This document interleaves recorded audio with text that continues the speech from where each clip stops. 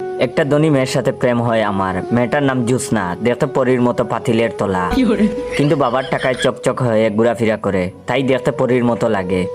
যাই হোক, কোটিপতি ধনীর দুলালির সাথে প্রেম করতেও ভয় লাগে।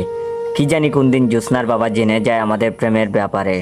জ্যোৎস্নাকে অনেক ভালোবাসি, সব সময় একটা ভয়েই থাকতাম, কখন যে ওর বাবা জেনে যায়। একদিন সেটাই হলো, আমার আর জ্যোৎস্নার প্রেমের ব্যাপারটা জ্যোৎস্নার বাবা জেনে গেল। তারপর আর কি, সিনেমার মতন জ্যোৎস্নার বাবা আমাকে তার বাসায় তার সাথে দেখা করতে বললেন। আমিও বয়ে বয়ে দেখা করতে গেলাম। তারপর জ্যোৎস্নার বাবা আমাকে দেখে বললেন, এই ছোট লোক গরিব, বল আমার মেয়ের জীবন থেকে চলে যেতে কত টাকা চাস? আমি তখন বললাম, মুখ সামলিয়ে কথা বলেন চৌধুরী সাহেব, আপনার মেয়েকে আমি জীবনের থেকেও বেশি ভালোবাসি।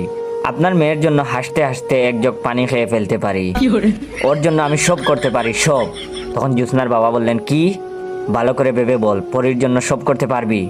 তখন আমি বললাম, ভেবে বলছি, জ্যোৎস্নার জন্য সব করতে পারবো।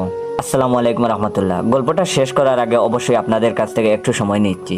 তো আপনারা অনেকের ভিডিওতে কমেন্ট করেন যে এটার অরিজিনাল টিকটক আইডি কোনটা, বা আমার ভিডিওতে কমেন্ট করেন অরিজিনাল টিকটক আইডি বা পেজ কোনটা। আমার অরিজিনাল টিকটক আইডির নাম ইওর জয়, 6 লক্ষ এর উপরে ফলোয়ার আছে, প্লাস আমার পেজের নামও ইওর জয়। ইওর জয় লিখতে সবগুলা ক্যাপিটাল অক্ষর ব্যবহার করতে হবে। আমার পেজের ফলোয়ার হচ্ছে 2000-এর কাছাকাছি, তো অবশ্যই ফেক রিয়েল যাচাই বাছাই করবেন। তখন আমি তার বাবাকে বললাম, আমি ভেবে বলছি, আমি জ্যোৎস্নার জন্য সব করতে পারবো।